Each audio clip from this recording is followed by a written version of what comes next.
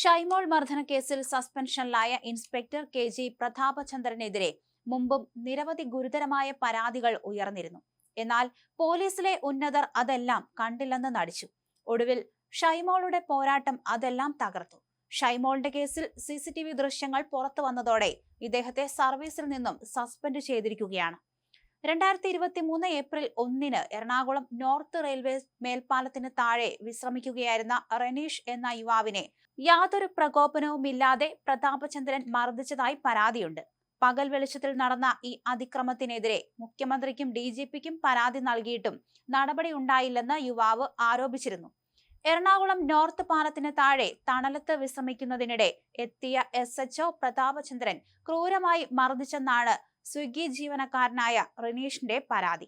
കാക്കനാട് വീടുള്ളവൻ എറണാകുളം നോർത്തിലെ പാലത്തിന്റെ അടിയിൽ വന്നിരിക്കുന്നത് എന്തിനാണെന്ന് ചോദിച്ച് മർദ്ദിക്കുകയായിരുന്നു.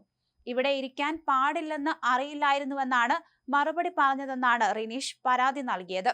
ഗർഭിണിയായ ഷൈമോളെ മർദ്ദിക്കുന്ന CCTV ദൃശ്യങ്ങൾ പുറത്തു വന്നപ്പോഴാണ് ഈ പഴയ പരാതികളും വീണ്ടും ചർച്ചയായത്. നിലവിൽ ഈ സംഭവങ്ങളുടെ അടിസ്ഥാനത്തിൽ ഇദ്ദേഹത്തെ സർവീസിൽ നിന്നും സസ്പെൻഡ് ചെയ്തിരിക്കുകയാണ്.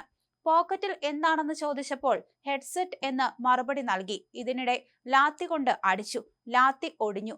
എന്തിനാണ് സാറെ തള്ളിയതെന്ന് ചോദിച്ചപ്പോൾ മുഖത്തടിച്ചു. പിന്നെയും മർദ്ദിച്ചു. നടുപിളർക്കെ അടിച്ചുവെന്നാണ് പരാതി ഉയർന്നത്.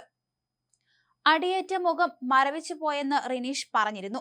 മർദ്ദിച്ചതിന് പിന്നാലെ സ്റ്റേഷനിലേക്ക് കൊണ്ടുപോവുകയായിരുന്നു. ഛർദ്ദിച്ച് അവശനായ റിനീഷിനെ പോലീസ് പിന്നീട് ആശുപത്രിയിൽ എത്തിക്കുകയായിരുന്നു. മർദ്ദനത്തിൽ കോൺഗ്രസ് പ്രതിഷേധവുമായി സ്റ്റേഷനിലേക്ക് മാർച്ച് നടത്തിയിരുന്നു. റിനീഷിന്റെ അമ്മ റീന സിറ്റി പോലീസ് കമ്മീഷണർക്ക് പരാതി നൽകിയിരുന്നു. അന്വേഷിക്കാൻ അസിസ്റ്റന്റ് കമ്മീഷണറെ ചുമതലപ്പെടുത്തിയെന്നും പറഞ്ഞു. എന്നാൽ നടപടിയൊന്നും ഉണ്ടായില്ല. സംശയകരമായ സാഹചര്യത്തിൽ യുവാവിനെ കസ്റ്റഡിയിലെടുക്കുകയും പിന്നീട് വിട്ടയക്കുകയായിരുന്നു എന്നാണ് പോലീസിന്റെ വിശദീകരണം. സാധാരണക്കാരെ അകാരണമായി കസ്റ്റഡിയിലെടുക്കുകയും മർദ്ദിക്കുകയും ചെയ്യുന്ന രീതി പ്രതാപചന്ദ്രന്റെ ഭാഗത്തുനിന്ന് മുമ്പും ഉണ്ടായിട്ടുള്ളതായി വിവിധ മനുഷ്യാവകാശ പ്രവർത്തകർ ചൂണ്ടിക്കാണിക്കുന്നുണ്ട്.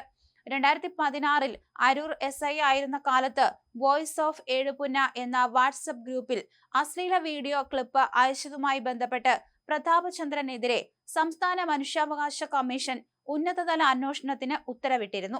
സ്ത്രീകൾ ഉൾപ്പെട്ട ഗ്രൂപ്പിലേക്ക് വീഡിയോ അയച്ചതിൽ സൈബർ സെല്ലിന്റെ അന്വേഷണവും നടന്നിരുന്നു. അന്ന് അരൂർ സബ് ഇൻസ്പെക്ടറായിരുന്ന K G. Prathapachandran voice of Ezhupunna എന്ന വാട്സപ്പ് ഗ്രൂപ്പിൽ അശ്ലീല വീഡിയോ പോസ്റ്റ് ചെയ്തു എന്നായിരുന്നു പരാതി.